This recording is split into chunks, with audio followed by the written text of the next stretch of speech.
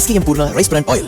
இதில் உள்ள anti oxidants இதயத்தை பாதுகாக்கிறது. நாடும் வீடும் நலம் பெற SKM Poorna rice bran oil.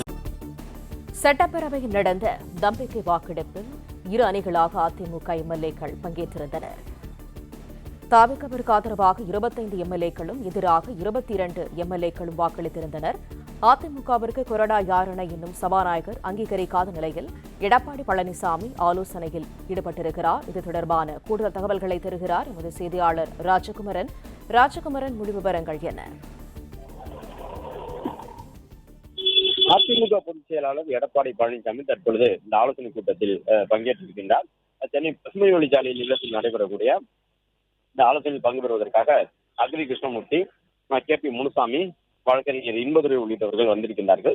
சட்டப்பூர்வமாக அடுத்த கட்டமாக அதிமுக சார்பில் என்ன செய்ய வேண்டும், SP வேலுமணி மற்றும் CV சண்முகம் ஆகியோர் இணைந்து தற்பொழுது ஒரு செய்தியாளர் சந்திப்பை மேற்கொண்டிருந்தார்கள். அதைத் தொடர்ந்து அதிமுக பொதுச் செயலாளர் எடப்பாடி பழனிசாமிக்கு எதிரான கருத்துக்களை கூறி வருகின்றார்கள். அது மட்டுமல்லாமல் கட்சியினுடைய நிலைப்பாட்டை மீறி தமிழக வெற்றி கழகத்திற்கு இந்த சட்டப்பேரவையில் ஆதரித்து வாக்கினை வழங்கியிருந்தார்கள்.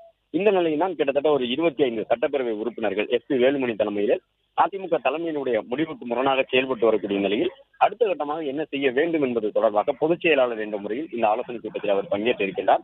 நம்பிக்கை வாக்கெடுப்பில் 25 சட்டமன்ற உறுப்பினர்கள் மாற்றி வாக்களித்திருக்கக்கூடிய நிலையில் சட்டப்பூர்வமாக ஏதேனும் நடவடிக்கை எடுக்க வேண்டுமா, கட்சியினுடைய செயல்பாடுகளுக்கு விரோதமாக அவர்களுடைய நடவடிக்கை இருப்பதாக கூறி நீதிமன்றத்தை அணுகலாமா என்பது உட்பட சட்டப்பூர்வ வழிகள் தொடர்பாக இந்த ஆலோசனை கூட்டத்தில் பேசப்பட்டு வருகின்றது.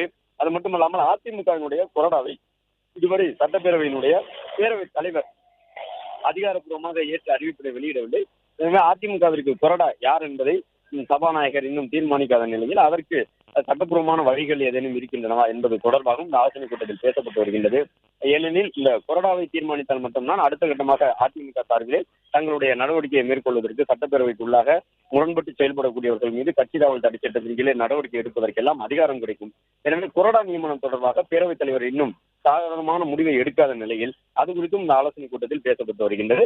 மேலும் இன்று மாலை 6:30 மணி அளவில் SP வேலுமணி, CV சண்முகம் உள்ளிட்டவர்களும் தங்கள் தரப்பில் ஆலோசனை கூட்டத்தில் பங்கேற்க இருக்கின்றார்கள்.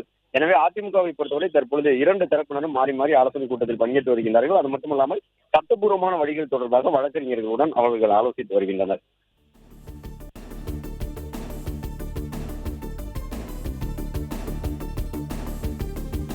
SKM Poorna rice bran oil.